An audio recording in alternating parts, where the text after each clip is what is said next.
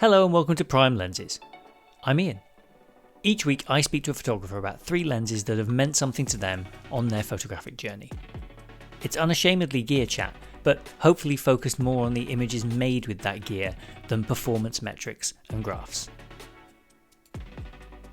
My guest today is Dave Herring. Normally I describe a guest at this point as a photographer, but Dave has recently shed that label, preferring instead to be thought of as a creative. He produced a really interesting video about it too, explaining why he thinks of himself in that way. He's also another recent convert to the Leica system, and we get into that a little bit during our conversation, along with some work that he's doing with different partners. So, without further ado, here is my conversation with Dave Herring. Look, this is the great thing, right? Talking to real working photographers who've actually done some stuff, right? Rather than sort of social media posers who, bought all the gear, which, that's why I'm talking about it and you're doing it in part. But yeah. So how's it going? Because you've dropped a video today on the subject of dropping content. Yeah. I try to do a video every Monday and Thursday. So today's Thursday. So yeah, video today. It's actually one of my best performing videos of recent weeks. So yeah. You seem like you're having a lot of fun with it. Yeah. I don't know if you saw it or not, but I'm kind of just trying to, I don't know, be every now and then release a video that's a little tongue in cheek. So and immediately when you started and you were like, let's reduce the dynamic range, okay, and really get that filmic experience. I was like, oh, I see where this is going. And I like the in-app purchases. What I worry about is that you've said some of these things out loud now. And so now they're going to there's someone in Wetzlar is going to go, well, they could do an in-app purchase like they would, I went there. Well, I went there last year and I did the tour and it was amazing. And there was the guy doing the tour told me when they launched the watches, how they weren't really sure how this was going to go. And they were partnering with someone and it was just to try something out. And he said, and they all sold out within like 12 hours and no one had even held one. And so I worry when you say about in-app purchases for an M11D, and I'm like, is this, are we going to talk again in 20 years and go, they did it? Yeah, exactly. It'd be like the end of Planet of the Apes. We'll be staring at that in-app purchase button and we'll just be like, what did you do? You damn fools. No, it's very good. But yeah, that seemed like a fun video. I think it seems like you're having a lot of fun with the channel, like after the first year. How is it for you? Because you've also changed your perspective on being a creator, haven't you? Yeah, I think a little bit. I am having fun with it. I feel like that, it's a balance of what do people want to watch and what do I want to do. And I feel like that balancing that relationship, it's like if I just make all the videos I want to make, then I have an audience of one myself. And but I know a creator that he told me he grew a lot last year. His channel went from like 10,000 to 30,000. But I asked him, I was like, hey man, how did you go about that? He said, I just quit making videos I wanted to make. And I just made videos that I knew people were looking for. And his strategy was, I'll come back around to make videos I want to make when I hit a goal where I can do this. And I was like, that's a great idea. But for me, I would get burned out right now doing that. So I think it's a balance, and I am having a little more fun with it than I think I ever have. And it's going well. Yeah, no, it's really cool. It's been lovely to see, actually. And it was funny because Ali put me in touch with you when I was in San Fran, I think sort of around the time you were starting.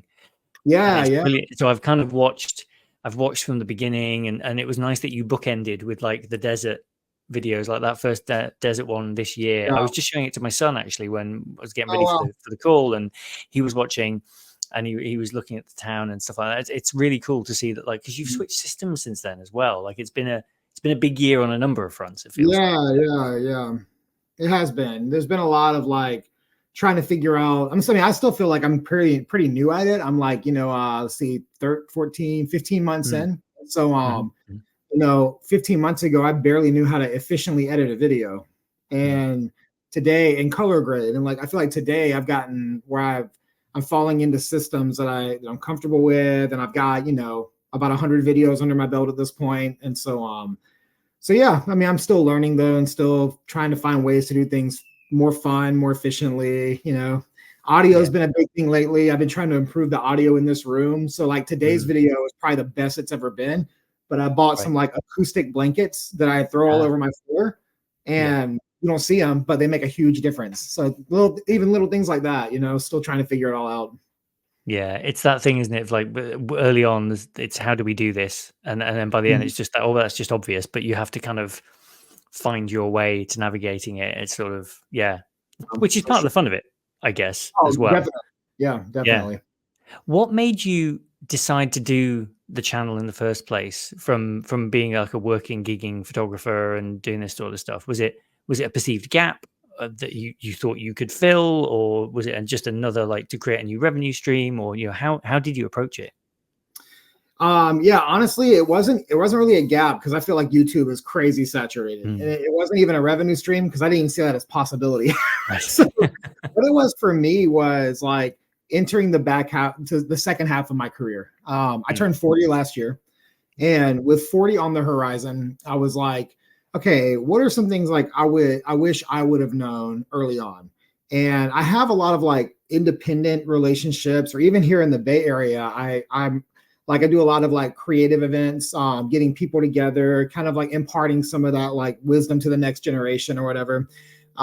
And I was like thinking that YouTube would be a way that I could like do two things. One, like continue to be ask questions and explore mm, myself, but bring people that might have similar questions along. So like my transition to Leica, I documented the whole thing. Like I started making videos mm. as soon as I got my Q2. Before I even had an M, I started like making my videos, and that was a little over a year and a half ago. So I wanted to kind of like document that, and then at the same time, the philosophical stuff, like the creative culture stuff, like that's the stuff. That's what I really wanted my channel to be about. Was Mm, like, hey, like let's carry ourselves as photographers this way. So what I found though is like when I make videos like that, people aren't really looking for those videos. So what I do mm. now is I work the philosophical stuff into a completely, like I was in Palm Springs, right, doing this collaboration with Oberworth, Saw that, yeah. but I was able to talk about like whenever we go shoot, like have respect for the people. Like when you're shooting in a neighborhood, like I talk about the cultural side, the character side of it, not just like, hey, look at this cool place. No, like when you go Mm, to shoot, like carry yourself with respect. Like don't approach people's doors and little things like that. Like all these things that maybe a 22-year-old who's just starting photography thinks it's okay to do, and it's yeah. not. So Yeah. No, where I exactly. up in. Yeah, no, I love that vibe. I think when I was reading about you, and it's one of the things I really love about doing these conversations is going and finding out about people and kind of what makes them tick. And your kind of, uh, I guess your your philosophical approach to these things and your personality is very baked in. You write about it a lot on your website. You talk about creating things every day and living your life with an open heart and kind of like being open to experiences and people. I think that's what makes you so interesting to talk to, is because you wear that on your sleeve and you put that in your videos. And I get the impression that although you want the thing to grow, you won't grow it at the expense of like your soul. You know. No, heck no. And that's where like I don't rely on it. I don't need it. You know what I mean? Mm, Like mm, YouTube, I don't need it personally to like scratch an ego. I'm pretty secure yeah. with where I'm at in my life and what I've got going on. If YouTube can't shut down tomorrow, it wouldn't, I'd be bummed, but it wouldn't like emotionally affect me. And at Mm, the same time, like I never anticipate any revenue from YouTube. Like I never yeah. saw that being a thing. And honestly, I've held off in many ways. Like I've had a lot of brands reach out that I would never work Mm, with. And I'm not going to mm. take those brand deals and manipulate my channel just so that I can make a few $100s to tell you about a tripod I don't even want. You know what I mean? Yeah, sure. So, Yeah. so Yeah, you don't for use, don't me, want. yeah, like I mean, there has been some wonderful things financially that have come out of the YouTube world. Like my preset shop, I Mm, never saw that having traction, but yet, I mean, that has become a very big part of my life. And that was a surprise, but again, like these aren't things I necessarily like rely on to pay the bills. mm. And so for that reason, I don't feel enslaved to YouTube, or enslaved to a system where I'm gonna have to sell my soul to make it. Yeah. No, and good, right? I think that's glad to hear it, really. I think the preset stuff really looks cool. Like that video you shot with your friend who's been helping you put them together on rainy days and going out and Yeah. doing like final tests. That feels like that's been a really big undertaking. You didn't just open Lightroom and move some sliders around. Heck no. And that's honestly like so I would say like aside from shooting, color grading has been like my biggest thing in photography for honestly since like Lightroom version 6, like even 2011, like 12. I've always been very involved in creating my own looks. And the preset market is so weird because like most photographers buy presets. Like it's even guys that make their own stuff. Like me, I bought plenty of presets over the years. But I feel like that sometimes I'll buy a preset, even from like a person I respect, and then I'm looking at like what's under the hood, and I'm like, man, they threw this thing together for a quick buck. And it's like you leverage the influence. Like I've got 10,000 followers, 50,000 followers, 100,000 followers, and they'll buy my presets. Well, it's like I can tell you didn't really care about this, and you made it, but sales reflect that, honestly. For me, I want to make things that universally work, that work as I promised they'll work. And that's why on every video, I show how it works. And I understand that people could copy the settings and make their own just from my screen grabs. I understand that completely. But I don't care. Like, and it's like that. Like I make things. I think that's what really sells my presets is I show them, hey, look, this is a photo. You probably have similar photos. I'm clicking it. Look what it does. Here are the modifiers. Look what they do. And again, you can see the settings. You want to take them. But it's been crazy because like I never expected my preset shop to generate what it's generating right now. And it's been awesome. But yeah, I put a lot of time and effort into it. Yeah. So do you see that growing then from here on? Like you'll maybe add to it over time, or you taking a pause on that? Yeah, for sure. I came into 2024. So like I launched it in April of last year. So April 15th will be its 1-year anniversary.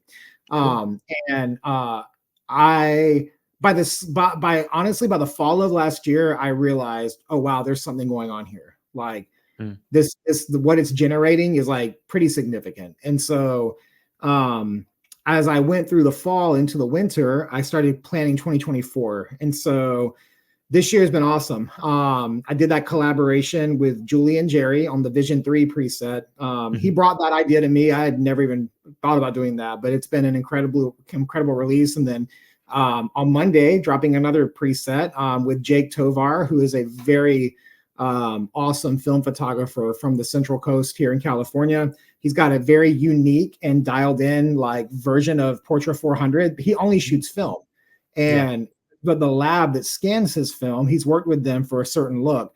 And I have recreated that look digitally and worked with him for several months on creating his look that anyone else can use. And but it's a collaboration, like I did this with him, and that honestly gives me a ton of life. It's not just me sitting in here on Lightroom, dialing stuff. It's back and forth. It's shooting together. It's like understanding like the feeling he's putting into his photos and why certain color tones are there. And then how can I recreate that on a digital platform? And it's been really fun and really cool and really collaborative. And so that's meant a lot to me.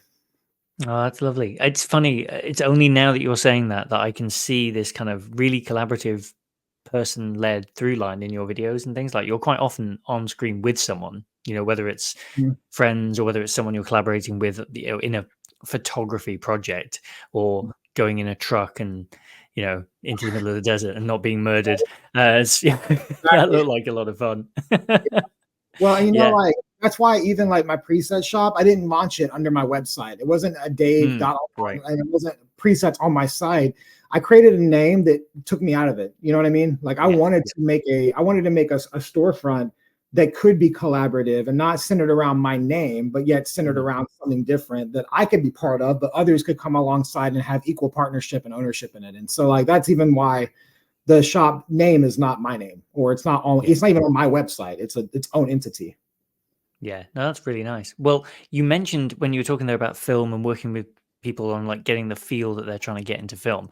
What was the first camera you used, and how, like, because that's what I'm kind of interested in. The sort of the conceit for this is that too many conversations are only the gear, and gear is fun, right? You're surrounded by gear. I'd love to ask you about the stuff behind you, but it's like, what was it about that first camera that you held, right? That made you feel a certain way, and what was it? Good Nintendo Switch in the drawer there as well. Oh, yeah. Good to see that too. Yeah. I was looking for my first camera. I've got it in the room somewhere. It's got film in it right now. Oh, cool. I think it might be over here. Hold on, I'll show it to you. Yeah. Where did I put it? Oh, here it is. This is my high school camera. Oh, I got wow. this camera in high school when I actually lived in Germany. So Canon short shot. Wow. Okay, so hang on. Yep. Same sort of thing. Where's mine? Here it is. Okay. So this Canon again, but this is the MC, Oh, nice. Yep. which was a point and shoot, which, if you know your Japanese actors, was advertised in Japan by Beat Takeshi. He was in all the Oh, adverts from okay. like Oh, Yojimbo and stuff. Yeah, it's really cool. I yeah. love it. And yeah. It's wild because like I have had this camera now since the 90s. Okay. Mm, And yet I turn it on and it still works great. Even the telephoto, like it goes from nice. 85. Wow. Holy smokes. It still works great. And the aperture looks good. Like Yeah. I've got a roll of Portrait 800 in it right now. Hmm. And yeah, I take this thing on all kinds of shoots still. When I was in the desert with Ansley, I used this Mm. camera. Um, Oh, and wow. the photos in the video were from this Yeah. camera. So I'm This still has some using it. 400 in right now. 400, 24 roll. I think it's Portra. Nice. Yeah, I don't use it that much, but this was my. It's funny they impact us because like this has a prime 35 f2.8, Mm-hmm. and my beloved M11 has my beloved Zeiss 35 f2.8 on it, because in my Nice. brain that's what a photograph looks like, and it's just Yeah. hard Yeah. coded into my head now. 35 is encoded into my head too. Yeah. So what were you using the Canon for when you picked it up originally? I mean, it's presumably a point and shoot you were given as like a teenager, or did you seek Yeah. it out? Okay. So whenever I was in 10th grade, my family became military and we got Mm, stationed to go to Europe. And prior to that, I was just, I think I was in band, normal, just musician guy. But I was like, I'm gonna live in Europe. I should probably get a camera. And so like nice. I got this, and this was my high school. Everywhere I went, my high school, like I played on the soccer team at my high school, and we traveled to other high schools all over Germany. Well, this camera came along. I was part of summer camp programs on my base, and we went to Italy for summer camp, and we did that kind of stuff. And so this camera came along, and so this really was like my memory maker. We took it Mm, when skiing in the Alps. This camera was in my pocket in the snowboarding, and it was in the pocket. And I've got photos from high school of me taking photos with this with my friends. Like this was, and here was a fun thing. My first job ever was in a like shop on the base that where you could, it was kind of like it was like an art shop, but they mm. develop your film there. And so part of the perks of working there was we could develop our film for free. So I constantly was like sending off rolls. I must have sent out a dozen rolls a month in high school. And that was kind of where I fell in love with it. Oh, that's amazing. I love that you've still got it and you're still using it. That's what's I so cool that they honestly, I still can't work. believe it. I can't believe Yeah. it that it still works. Like, but it's just a testimony to the cameras that were made in the 90s. It's all Yeah. electronic, and it still works Yeah. great. Yeah. Well, this is the same as it's an 80s model from my stepdad, complete with like AAA battery in the bottom for power and stuff. That's the thing that saved it, is that like there's Yeah, some clever engineer somewhere thought we'll just use a standard this standard has got something. those weird batteries in it. Yeah. So I worry about the weird batteries. They're going to get hard to get one day. Okay, I got on Amazon and bought like a 50 pack of these, so I'm good Oh, for at least 20 more years or so. yeah, 2050, you'll start to worry. But yeah, something will fail before then. That's really Yeah, cool. absolutely. Yeah. Yeah. So when did it transition for you from being something that you kind of did for memory making to something that you thought, maybe I could do this like more, and maybe I could do this as my job? Like, what was that like?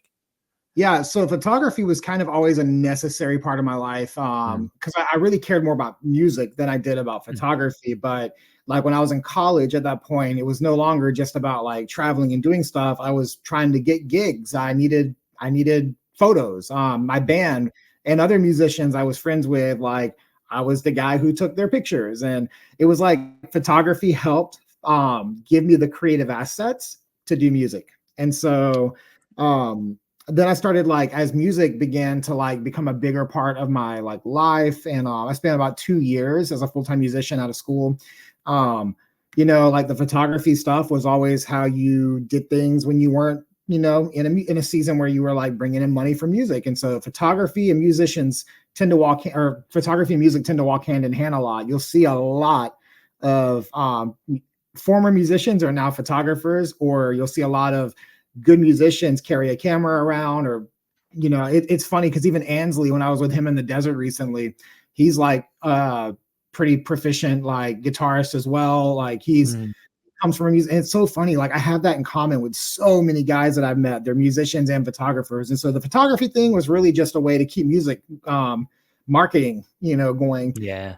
Until like I got old and I wasn't able to do music anymore. And now I started doing more. It was like I was still doing music and then photography, and then it was like 50-50.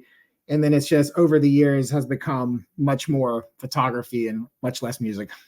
Yeah. Well, that's probably a nice segue onto the kind of the pretendy excuse that I come up with for these silly conversations, which is around your lenses. Because of your three, you're the second person I've spoken to today who has picked a 35 Summilux, and we can come on to a 50 a bit later on. But talk to me, because for something that's so recently come into your kind of creative arsenal, like there was no hesitation from you when we were talking about these. You were just like the 35, the 50, the 90.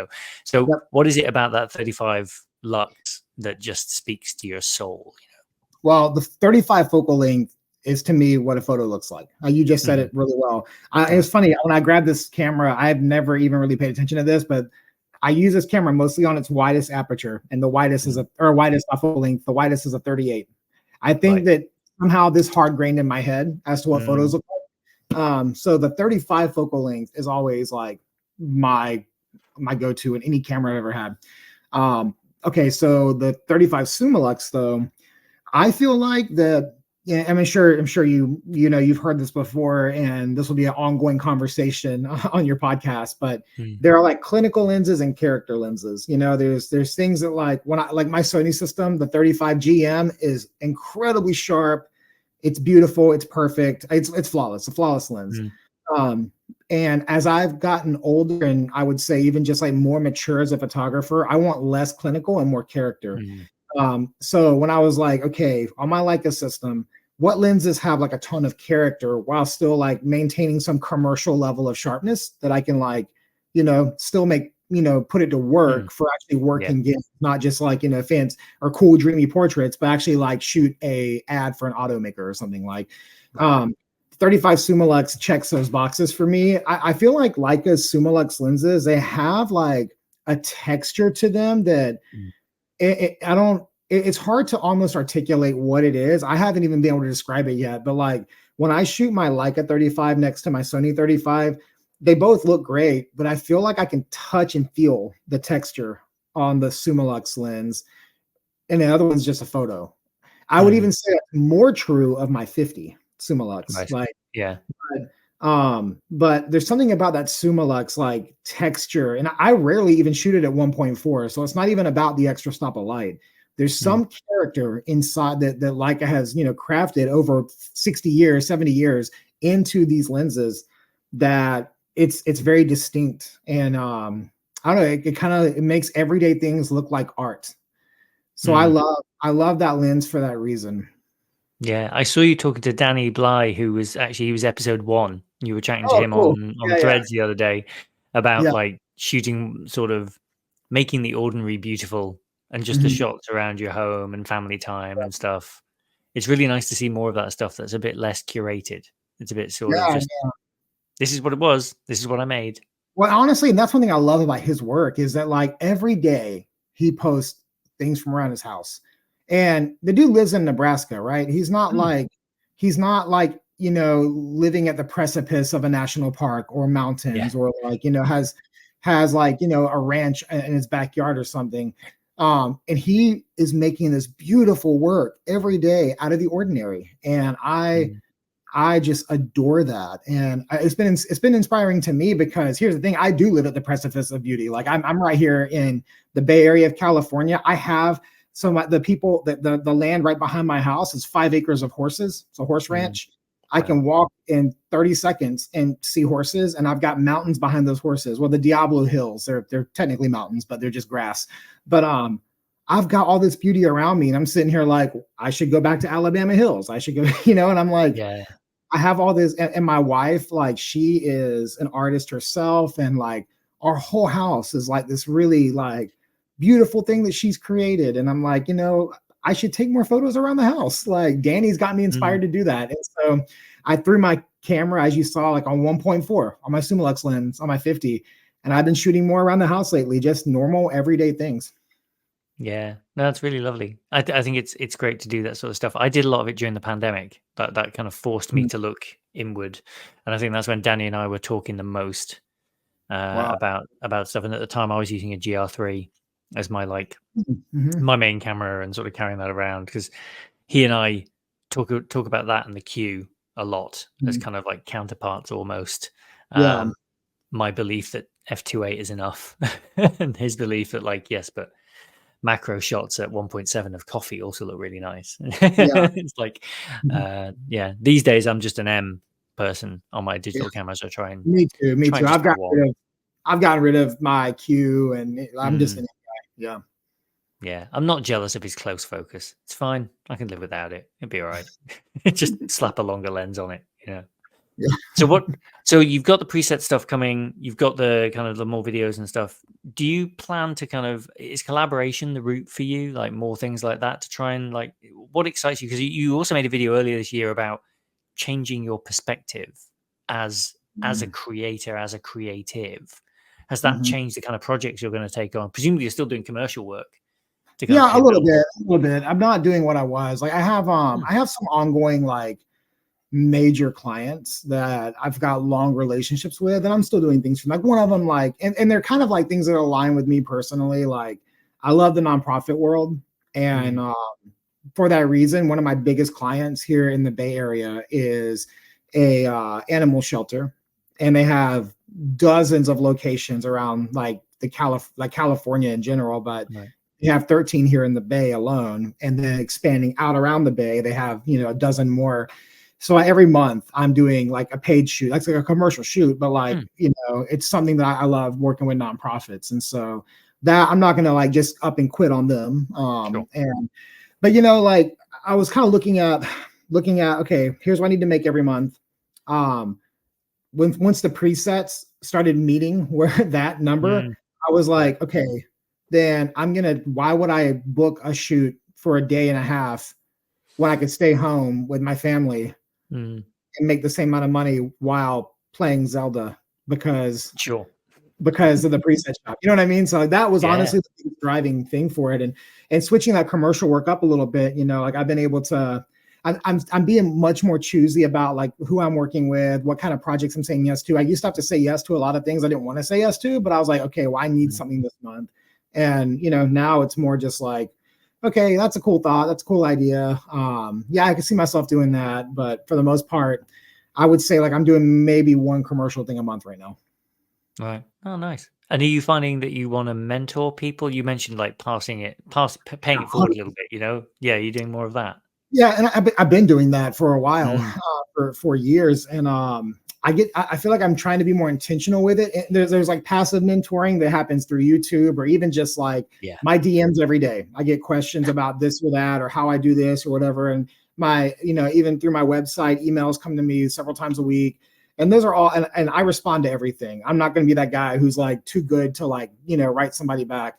And so I have that kind of passive like spreading of like what I've learned through experiences or whatever, but then I've got a few key people in my life who actively like I spend time with on the craft, and like I'll, Mm, I'll call them up for a shoot, to have them come with me. In fact, I met a guy last night in Oakland who was like, hey, if you ever like have any more shoots, like I'd love to, like when you're shooting again, like just call me up, I'll come, I just want to like learn. And I was like, absolutely, why would I not, like why would I mm, retain that information? So yeah. I'll bring that guy along, so I get active opportunities like that as well, and I love that stuff. I think that's changing as well because when I started doing photography, a lot of people were very cagey about what Yeah, they I hate did. that stuff. It seems odd. It's sort of protective. It's like there's not room or something for everyone to do this. And like I'm not looking to turn it into my work and my life. Like but I'm interested. Like surely just share it. But I feel like that's definitely changed in the last 10 years. I think people are It's more funny open. because I had a guy reach out to me, I think it was in 2022, and he asked me some questions, right? And I was like too much to type. So I ended up like doing a voice message. It was through Instagram. Just did like a voice. I recorded myself, what I'd say back, and gave him the advice he was asking about. And he wrote me back. He sent me a voice message back. And like, it really marked me what he said. He thanked me for sharing it. And he was like, it was really cool that you'll share this with your future competition. I was like, first off, bro, like, That's but confidence. that mentality though, like irks me to death because I'm like, my competition isn't anybody other than me.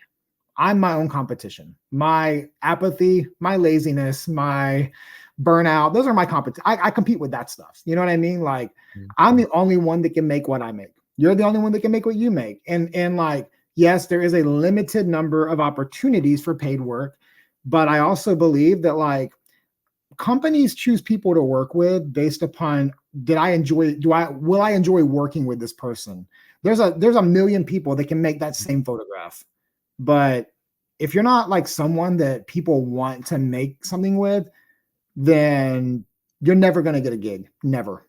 And if you're difficult, if you're drama, if you're conceited and you're not flexible, you're not open to feedback, like those are the people that will get on the keyboard and complain about, competition in photography.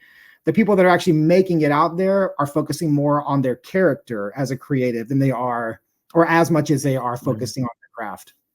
Yeah, and heaven knows there's a bunch of those, like you were saying, YouTube and Instagram are heavily saturated with people who sort of just put it down to f1.7 on the point and shoot they've just bought and go, and it's sort of it's no, it's not the best.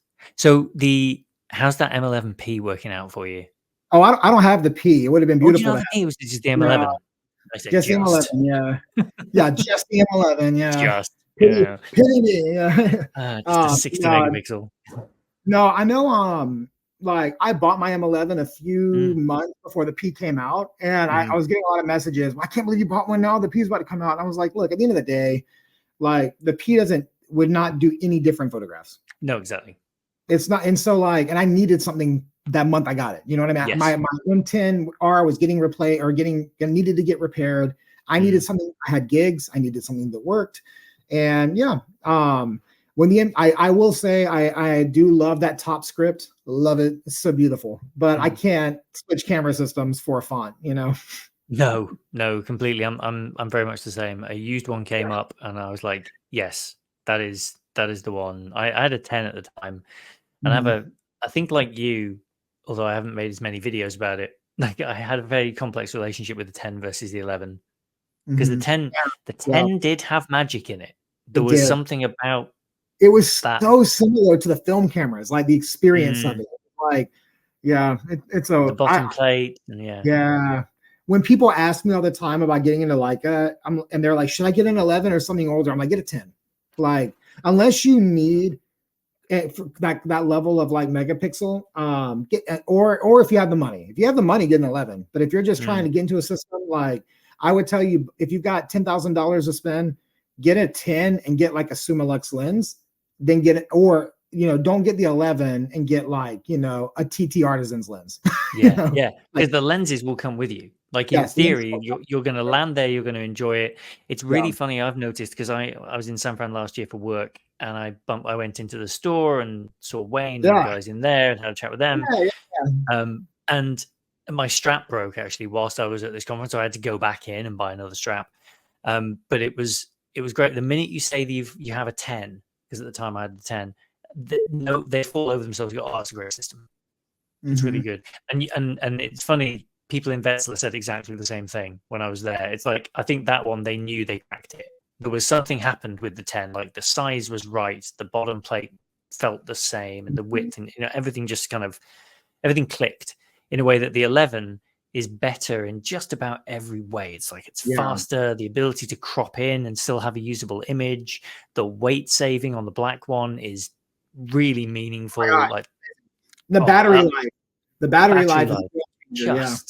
And I left the house the other day without a memory card in and didn't notice until I got home, and then realized, I'd left the memory card. So all that stuff and the GPS tagging, it all just works really, really well. But I'm not sure I love it in the same way. And that's so stupid and privileged of me. But but it's funny. Sometimes there's a certain version of a certain thing where you're just like, no, this obsesses me. Yeah. And yeah, it's not quite under my skin. I feel like switching from the 11 to the 12 or whatever inevitably in the future at some point will be easier than going 10 to 11 was. I really Yeah. kind of did some hand wringing over 10 to 11. Well, and I resisted the 11 until I couldn't resist it because, I needed, I had Yeah, you work. just needed something. Yeah. But now that I've been with the 11 now for about August of last year, so whatever that turns out to be, I feel like the 11 has grown on me. I didn't love it at first, but the battery life has been the biggest thing that's impacted me. I used to carry 4 batteries for my M10R, 4 to do a day shoot. I would get, if I'm out on a full day of a project commercial shoot, I'm shooting around 1,000 images with the intent to deliver 60 to 100. I'm a classic overshooter. So that's the beauty of digital, right? So, but yeah, I would get through about 300 shots or so on a battery, and then it would just crap out on me. The M11, I did a video when I first got it in Olympic National Park. And I shot all day, 2 days in a row. And I remember the first day after shooting the entire day, I got to my Airbnb and I looked at the battery and it was like 70%. And I was like, oh my God, I couldn't even believe it. And so I didn't even charge my camera that night. I shot it the second day and I left Olympic after 2 full days of shooting at like 35%. I was completely shook. Like I was fascinated. So that's been the biggest thing for me is like, I know I can go out and not even think about the battery. Yeah. Another thing that's really great with travel is the USB-C charging is such a game changer as well. 100%. Like so much easier to live with. I travel now with one brick. Yeah, me too. The phone, the camera, and even like I had like now, especially on YouTube, I still bring my Sony kit when I'm doing video. And that's USB-C. The Leica is USB-C. My phone is USB-C. I have this like brick that has 4 USB-C ports on it. Yes, perfect. Bring that, plug it in, 1, 2, 3, 4. I'm good to go. Yeah, everything's going. No, I'm the same now. It's fantastic. It's taken far too long to get to that point, but yeah, that's the thing. That's one of the things that keeps me there. Is like I travel a lot for work, and so you can never go back. It turns out, Dave, you can never go home. Turns out, done. So in your bag when you're traveling, then you've got your 35, you've got your 50. Where does the 90 fit into this? I'm interested because it's funny. We have the same lens split, right? Like I have other ones around the edges, but the ones in the bag, usually at least 35 and 50, 35 on the body, 50 in the bag, and then 90 for those special occasions. But I'm curious because you chose specifically the Sumerit. I did. And that'll tell you a couple of things. First off, the 90 is not incredibly important to me. So I don't want to drop a ton of money on it because I don't use it as often. The thing about like a 90 is like, especially with landscapes, before I started shooting Leica on my Sony kit, I had a 35, a 50, and a 135 were my go-to. My 85 stayed home. I never took it out. I brought my 1-400 out when I was doing something in wildlife or whatever, but with wildlife. But the 135 I used a lot on my Sony kit because, like, I at the end of the day, I love like landscape and adventure photography. And when we think about that genre, we automatically think wide, right? Because we want to capture this whole thing. But there's something about like getting some layers of compression that give you a new perspective on like the earth and like the landscapes. And just going out, like for instance, if I'm in Death Valley, I can get great shots of the sand dunes with the mountains in the background. But if I put a long lens on, I can not only get one sand dune with a giant mountain behind it, but I can see the people on the sand dune as well. And I've got some shots like that that are awesome that I shot on the 135 when I used to shoot Sony. And like I want something long enough to at least get me into that ballpark. 90 is kind of on the bottom end of what I think that that range should be. I've tried the 135 Apo. I rented one. I guess it was back focusing, so I didn't really get a good experience with it. But they credited me back, which was nice. But but I keep the 90 for that reason, for any type of compression shots or even portraits with compression. Like the Sumerit is a fairly inexpensive Leica lens, and you know, there's definitely cheaper 90s out there. But the Sumerit, it's a 2.4, and which isn't, you know, that's a weird aperture on the bottom end, but that's what it is.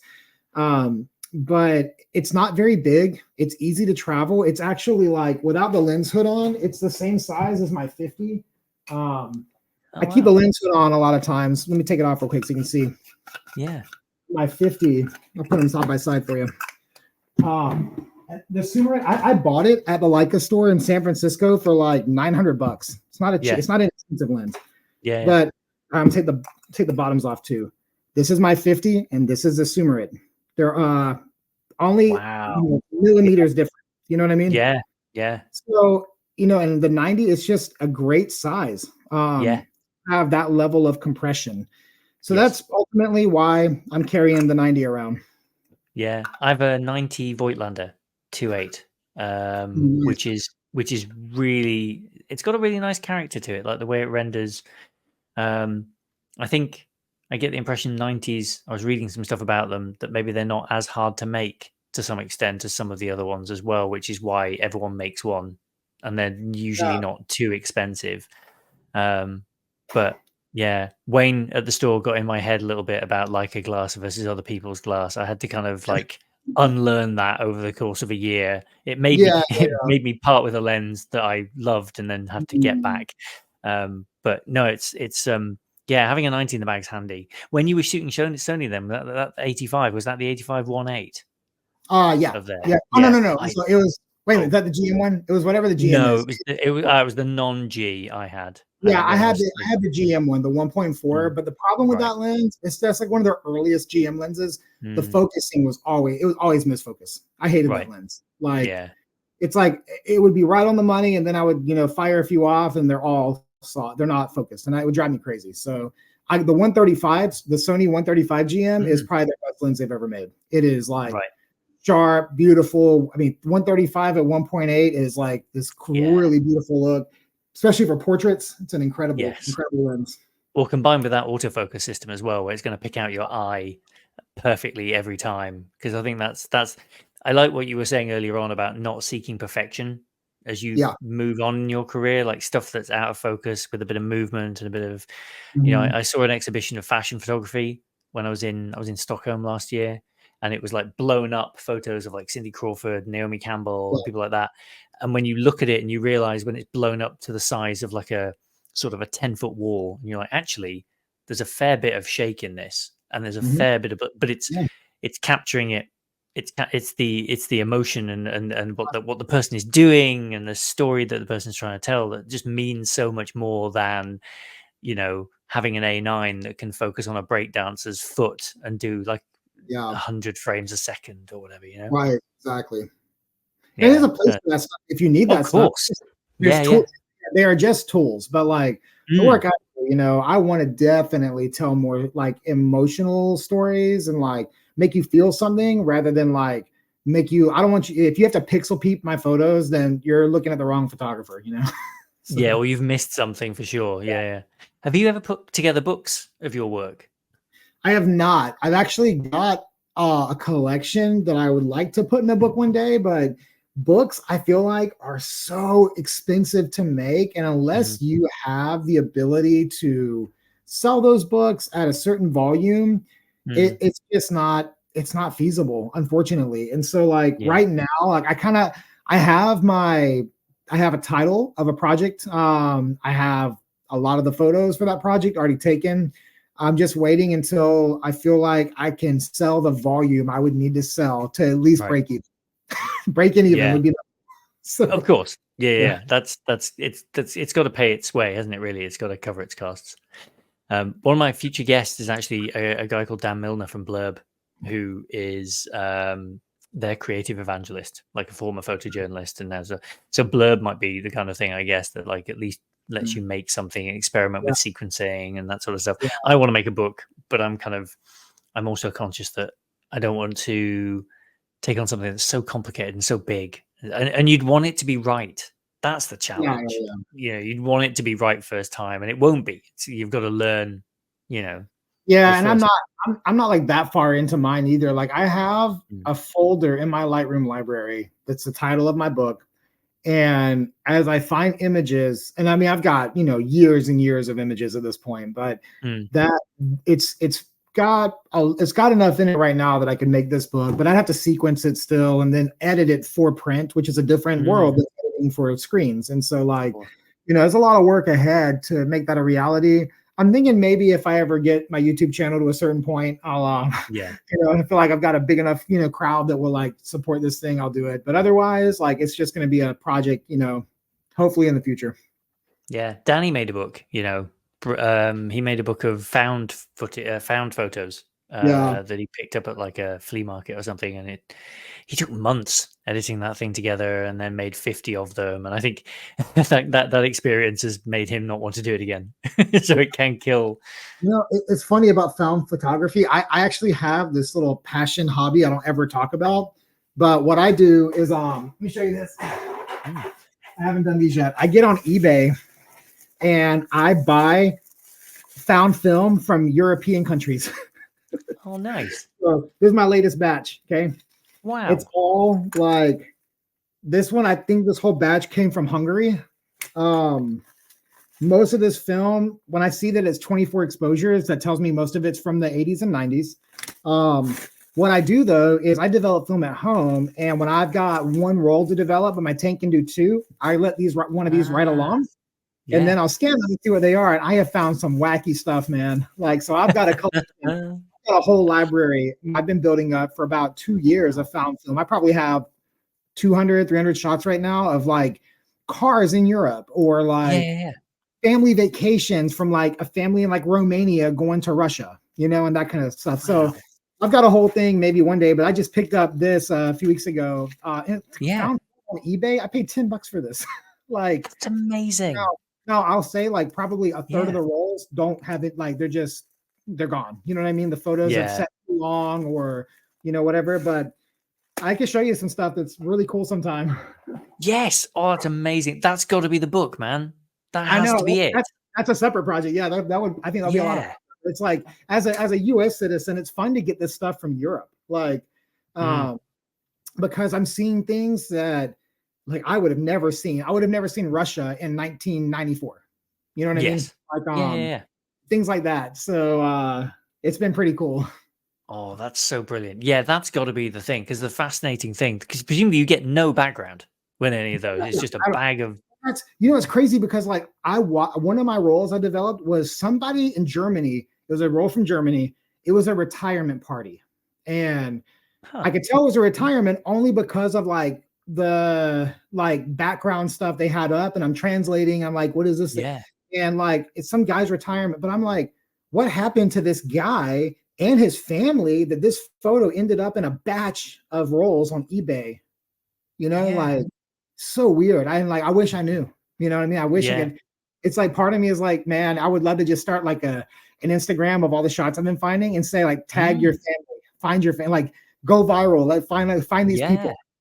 So, Yeah, it's like finding an SD card on the beach or something and getting it and posting the pictures online. Yeah. Oh, that could be a series of books in of its own, in of itself, or a documentary series, couldn't it? Of just like doing all that stuff. That's so cool. last summer I went to an estate sale because I saw like Mm. someone had posted like, moving sale, the whole house is like getting sold off. And it was about an hour from me, but it was up in the mountains, like in a part of the state people aren't really in. And in the background, I saw a whole bunch of silver cameras. And I was like, let me go see what that's about. So I went there and I'm just like any other guy walking around the estate sale. This lady, it was her kids that were there. And the dad had passed away like 10 years ago. And their mom has been living alone, but she's at the point where she can't live alone anymore. So they're moving her in with one of them. So they're selling everything in the house. So I saw like 6 cameras. And then also in that same box were about like 20 rolls of Ultramax that had never been shot. And then there were like another 20 rolls that the spool was inside. So I was like, hey, you got all this film here and all these cameras, and they're like various brands. They're just old film cameras. I said, what's up with these? And they told me they belonged to their father. He died 10 years ago. They've been sitting in a box for 10 years. And I was like, okay, well, if I buy all of it, you know, what would you want to do for it? And they were like, how about $50? So I was like, okay, I'll buy it. Yep. I was like, so I don't know if these cameras work. Why? I brought them home. There was like a Pentax ME. There was like it was like a lot of really cool cameras. And but the film has been crazy. I told them that I would develop the rolls of film that had been shot, and I would send them to them as I developed them. I developed, you know, several of them as I've just let rolls right along with. It's been really cool to let this family like rediscover some photos from there, and most of them are from the 90s. Most of them, you know, early 2000s. But what was really crazy is I shot a roll of the Ultramax when to develop it, because he had like 20 rolls of Ultramax. Yeah. It had photos on it. So what this guy ended up doing was he would rewind back, but not get all the way and leave the tag out, I guess, to make it easier to unspool it so he could develop it. Right. So I shot a roll at Ultramax, and then it was double exposed, my shots on top of like 90s photographs. And so I stopped developing them, and now I've got like a drawer over here full of Ultramax film that I don't know if there's photos on it or not. But I also don't want to like waste my chemicals right now to find out. So like, is it all black and white then, or color? Yeah, they could be, because like the one roll I did shoot had photos. And I double exposed them all, you know? So like, weird. Yeah. So I've got probably right now about 50 rolls of found film in that drawer till I do something with. That's mad. I've got a few old rolls. It was a similar thing. A friend clearing out his dad's old stuff and asked for my help to put the camera on eBay. And then basically my payment for telling him not to take too little money for it was, you can have all this expired film. And I've not been brave enough to shoot it yet. I've sort of been kind of working out what to do, because some of it is really old. And so it's just a question of like, well, would it even work at this point? Is there much point even using it and developing it? Maybe, you know. I was given some found or some expired rolls by a friend of my late uncle who had his camera and had some film from when my uncle died in 92. And in 2022, I got his camera kit. It's a lot crazy story how I ended up with it. But anyway, he sent me some of my uncle's film that had never been shot. So I mean, it expired in the 90s. So that, you know, like what you do though, the formula, it's super easy. You just add one stop for every decade.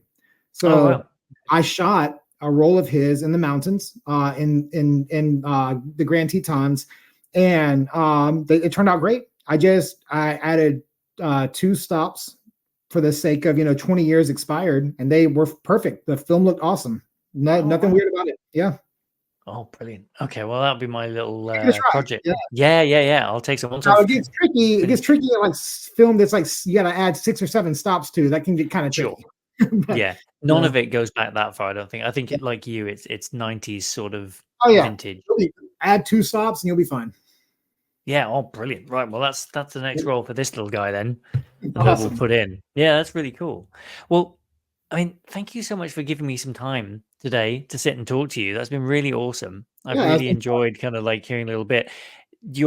I guess your main thing is like folks should come find you on YouTube and like presets. My website is dave.online, and anyone that goes there can link to anything I do. There we go. It's all in. I will say, like, you were a kind of interviewer's dream in that regard, because you share so much, and you've blogged a lot, and you've written a lot of things, and you've talked a lot of stuff about what you do. So it is really nice to kind of like get that kind of sense of who you are. I guess one question before you go, I am interested to know, because obviously you're shooting a lot with the M, you're shooting a lot of M glass and things, but you kind of seem to alternate a lot between your M6 and your M11 for digital. Which one do you kind of want? I mean, obviously digital is a practical reality. But which do you kind of like wake up and want to use? Like which one and kind of why, I guess? The M11 is instantly gratifying and convenient and efficient. So like, I would say like, right now at this stage of my life, I really value efficiency. I've got 2 small kids. very, my wife and I are both, we own our own businesses. And so I mean, we're constantly working, like hustling our own, stuff Yeah. going on. This season of life, it's gonna always be digital. but Yeah. but what I love about film is the challenge that Mm. comes with, like, I mean, even simple as like loading the damn camera. Like I was shooting in Rome this summer on my Mm. I left the M11 at home, took the M6 out for the day, loaded up a roll of Portra 400. I was shooting all over Rome, and then I hit my 36 and I cranked it and I went to 37, and I was like, oh, I guess like I got an extra exposure. 38, 39, 40. I was like, what the heck is going on? So I Mm. flipped over and looked, and the tab never caught. So I shot Oh, a whole day. And I, like, with film, you're really selective about what you're shooting, yeah, of course. And I was trying to I only brought this like 2 rolls of film out for the day. And so anyway, I was so defeated. And I was like, God, like, but honestly, like, that kind of stuff happening makes film to some degree kind of exciting, because it reminds you that you're never going to arrive at the place where Yeah. you can't make a mistake. Like, Yes. dude, I don't care. I've been shooting 20 years and I still misload a camera. Or Yeah. the number one thing that happens to me with that camera on the M6 is I forget to change the light meter when I change film. So Yep. I set the dial on the back. I'm going from gold 200 to portrait 800, and I forget to move the dial. Yep. And then you're overexposing. And I'm like, oh my God, like, Yep. film humbles you. And It really does. I feel like I enjoy that process. Yeah. Well, it's funny on that subject. So I spoke to the one thing I'm learning through doing these interviews is that it's expensive to talk to people about cameras. So I spoke to Ben from In an Instant, and then consequently an I2 arrived very soon afterwards. Wow. It used it was a guy in Scotland, just effectively just down the road, was selling it, and it was an absolute steal. It had a loaded case and some film with it and everything. And I love my instant cameras. I love my as much as I have my one camera rule. Instant cameras don't seem to count towards my one camera rule, but I've learned it again with this, that like instant film, it's almost like, did you think that film was just not quite expensive enough for you? Let me introduce you to £2.50 per shot, and Right. the humbling is instant. You are instantly told, you're instantly reminded you can't hold it that steady as you thought you could at That is 1/60th. why I bought a Leica Sofort too, the new Yeah, yeah. Okay, so yesterday I had a very cool shoot. Like, are you familiar with Black Lives Matter? Yes. I shot the board portraits, Wow. right, yesterday. Fantastic. So I mean, this organization, like, some, whatever people think about them, like, they're fantastic people, and I got to take photos of like their chairwoman and like their executive like team yesterday, and that was really cool. But what I've started doing is I'm shooting these on Leica. I shot them on the M6 and the M11, but I bring the Sofort and I wrap the headshots up. Whenever we're done, like, I take like a couple dozen photos of their headshots, and then I grab the Sofort and take one of them, and then I give that to them in the moment. And that process of giving people a photo, like a instant photo, man, they come alive with that. That's so exciting for them. So I bought it for that reason. But the best thing is you can pick and choose what you print with that camera. Yeah. Because like I took the photo, and if it was like not quite centered right, hey, make it one more. Then you just cock the lever and it prints it out like that. And then also you can sync over your M11 over to it.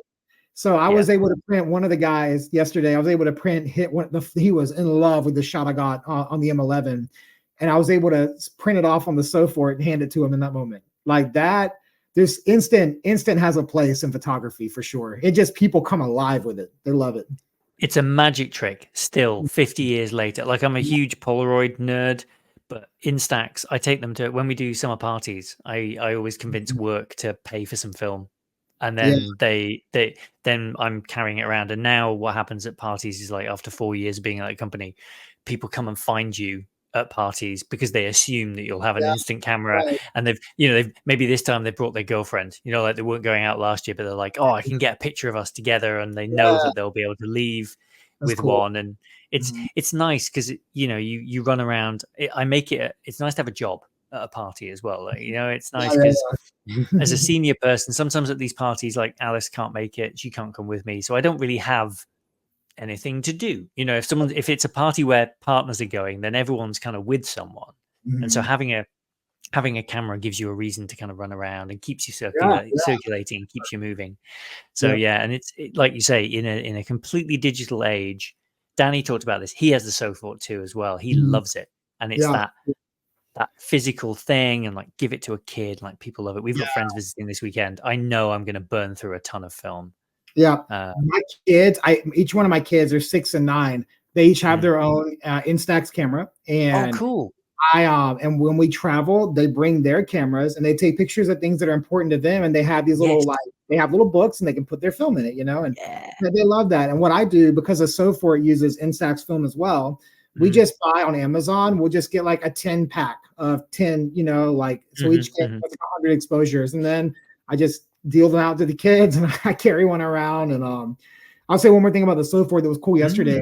Like they wanted to do a group photo at the end, so I did a group photo, and I was able to print that same photo 3 times, so I could hand everyone that wanted one. So that's like that instant stuff is so much fun. Yeah, no, it's tremendous. It's funny. My two are 6 and 9 as well. Oh My wow, two boys, and yeah. they have their own instant cameras. But I've Mm, messed up because the youngest has an SQ1, the square format, and the oh, okay. eldest has a Polaroid camera, like with the I think it was the Polaroid Now, Mm, which someone had dropped and they'd broken the viewfinder. But mm. like as we know, the viewfinder on a Polaroid camera is not doing a lot for you. So the Nope. fact that you can't really see through the viewfinder is kind of academic. But it's kind of like his is much more temperamental. So like the youngest is running around taking pictures and they sort of come out, and then the eldest is like, "Why is this one not working?" I'm like, "Well, it's a little bit more temperament. Like Yeah, Polaroid, you got yeah, to put it in a box for 15 minutes mhm. versus Instax where it's 90 seconds." And Yeah, you I can get see the picture and you're kind of good to go. And yeah. yeah. Hey, that's so thought too, though, with that USB-C charging as well. Yes. See, Oh, we go. it's yep. It's I really, put a really good. drawer. It's funny. I made one of these drawers a power station. So when I pull it out, all it Oh, is wow.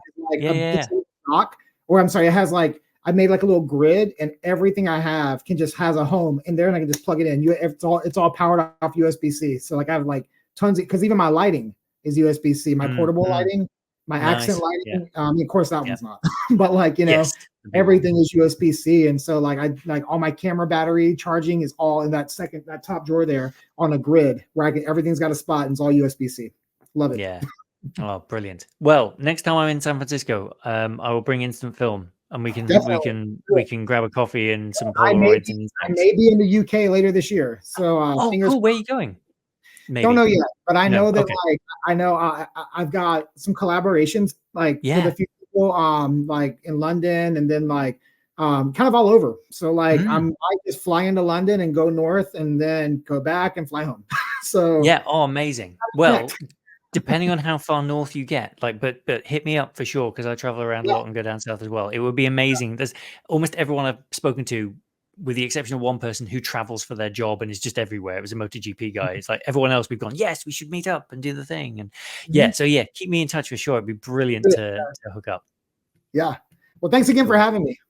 Oh, it's a pleasure. I love these conversations. That's why like doing two in a day is like a massive treat. I think I'm kind of ODing on conversations with creative people. It's brilliant. Love that. Yeah. Cool. Oh, well, have an amazing rest of day, All right. You and too. enjoy Bye. yourself. Yep. Take Take care, care. man. Bye. Bye.